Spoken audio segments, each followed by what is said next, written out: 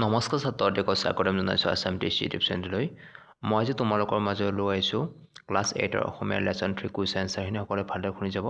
ইয়াৰ আগত দুটা পাৰ্ট যদি চোৱা নাই চাই ল'ব আৰু সকলোৱে ভালকৈ পঢ়িবলৈ আশা কৰি আজিৰ ক্লাছটো আৰম্ভ কৰিছোঁ। 7 নম্বৰ পাঠটোত অধি অনু অতি প্ৰতি কেইটা উপসৰ্গ যোগ হৈ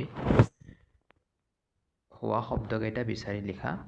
উত্তৰ অধিযোগগৃহীত অধিগৃহীত অনুযোগ প্ৰাণিত অনুপ্ৰাণিত প্ৰতিযোগ দিন প্ৰতিদিন। 8 নম্বৰ তলৰ শব্দবোৰৰ বিপৰীত অৰ্থ বুজোৱা শব্দবোৰ লিখা। উত্তৰ প্ৰকাশ গোপন অপ্ৰকাশ। ভোগ ত্যাগ দুৰ্ভোগ সমাপ্ত আৰম্ভণি অসমাপ্ত আড়ম্বৰ অনুষ্টুপীয়া অনাড়ম্বৰ ভাগ্য দুৰ্ভাগ্য ধৈৰ্য অধৈৰ্য। তলৰ শব্দবোৰৰ প্ৰতিশব্দ লিখা। যন্ত্ৰণা হ'লে যাতনা কৰুণ হ'লে কাতৰ কিশোৰ হ'লে বালিকা মৃত্যু হ'লে মৰণ। 10 নম্বৰ তলৰ বাক্যবোৰ সৰল বাক্য যৌগিক বাক্য আৰু জটিল বাক্য অনুসৰি শ্ৰেণী বিভাজন কৰা। মই আহিলোঁ আৰু তেওঁ ঘৰলৈ গ'ল যৌগিক বাক্য। ভাল ল'ৰা কাৰণেহে তেওঁ পুৰস্কাৰ পালে জটিল বাক্য। বৰষুণ পৰিছে সৰল বাক্য। মই সদায় ভাত খাই স্কুললৈ যাওঁ সৰল বাক্য। একমাত্ৰ দেউতাকেই নাজী বাহিনীৰ কবলৰ পৰা জীৱিত ৰূপত বাচি আহিছিল সৰল বাক্য। এন ফ্ৰাংকে 1942 চনৰ 12 জুনৰ পৰা ডায়েৰী লেখা কামটো আৰম্ভ কৰিছিল সৰল বাক্য। এইবাৰ পিছে তেওঁ মৰমৰ কিটি বুলি সম্বোধন কৰি লিখা আৰম্ভ কৰিছিল আৰু শেষত তোমাৰ এন বুলি সমাপ্ত কৰিছিল যৌগিক বাক্য। 11 নম্বৰ তলৰ বাক্যবোৰ তুলনামূলক বাক্যলৈ পৰিৱৰ্তন কৰা দুটা আৰু বহুতৰ মাজত। সোণ উজ্জ্বল উত্তৰ সোণ ৰূপতকৈ উজ্জ্বল। আন সকলো ধাতুতকৈ সোণ উজ্জ্বল। মীনা মেধাৱী ৰীণাতকৈ মীনা মেধাৱী। শ্ৰেণীৰ আটাইতকৈ মেধাৱী ছাত্ৰী মীনা। অৰুণ ওখ উত্তৰ অৰুণ বলেনতকৈ ওখ।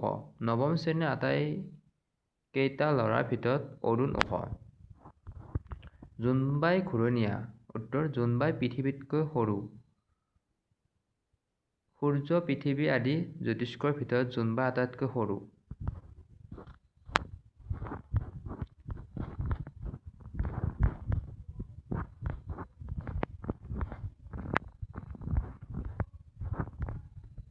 এই কিতাপখন ভাল এইখন কিতাপতকৈ কেইখন কিতাপ ভাল এইখন কিতাপতকৈ কেইখন কিতাপ বৰ ভাল।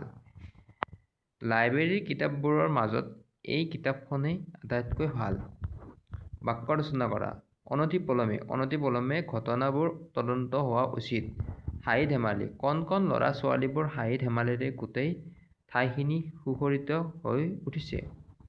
ৰূপান্তৰিত তাপ পালে বৰফ গলি পানীলৈ ৰূপান্তৰিত হয়। আত্মগোপন ৰুবুলে হৰিহঁতৰ ঘৰতে আত্মগোপন কৰি আছিল। চিঠি পত্ৰ আজিকালি চিঠি পত্ৰ আদান প্ৰদান নাইকিয়াই হৈ গ'ল। দুখ যন্ত্ৰণা ডেকা ল'ৰাটোৰ মৃত্যুৰ ঘৰখনৰ দুখ যন্ত্ৰণাৰ সীমা নোহোৱা হ'ল। পৰিত্যক্ত তেওঁলোকৰ খুৰাকৰ ঘৰখন বহু বছৰ ধৰি পৰিত্যক্ত অৱস্থাতে আছে। বিশ্ববিখ্যাত পাওলো পিকাচো এজন বিশ্ববিখ্যাত চিত্ৰশিল্পী। আদান প্ৰদান মৰম চেনেহৰ আদান প্ৰদানৰ দ্বাৰাহে সম্বন্ধবোৰ ধৰি ৰাখিব পাৰি। এন ফ্ৰাংকৰ ডায়েৰী বিশ্ব সাহিত্যত অন্যতম শ্ৰেষ্ঠ স্থান দখল কৰিবলৈ সক্ষম হৈছে। এনে এগৰাকী কিশোৰীৰ বিষয়ে পঢ়ি তোমাৰো কিবা এটা কৰাৰ কথা নিশ্চয় মনলৈ আহিব।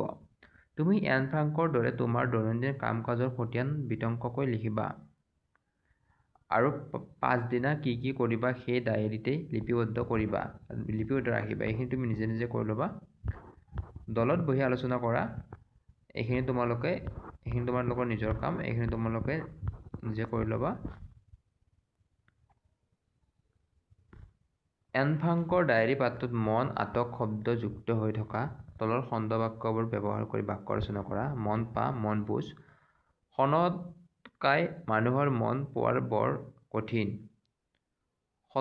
শতকাই ভুল হৈছে। শতকাই মানুহৰ মন পোৱাটো বৰ জটিল। মন বান্ধ, মন দমা, আমি নিজৰ মন বান্ধি আগুৱাই যাব লাগিব। মন পুতি লাগ, মনোযোগ দি লাগ, ছাত্ৰ-ছাত্ৰীসকলে পঢ়া শুনাত মন পুতি লাগিব লাগে। মন মাৰ, নিৰানন্দ হ, লোকৰ কথা শুনি মন মাৰি একো লাভ নাই। মন কৰ, ইচ্ছা কৰ, কামত মন কৰিলেহে কামত কৃতকাৰ্যতা লাভ কৰিব পাৰি। আটক কৰ, আবদ্ধ কৰ, চোৰটোক ৰাইজে মিলি আটক কৰি থৈছে। আটক ধুনীয়া, অসাধাৰণৰূপে ধুনীয়া। নিৰ্মলাই ঘৰটো আটক ধুনীয়াকৈ সজাই থৈছে। আজি ক্লাছত ইমান হৈছে। নেক্সট আৰু বাকী লেচনৰ কুৱেশ্যন সকলো ভালকৈ পঢ়িবলৈ আজি ক্লাছটো ইমান। নমস্কাৰ।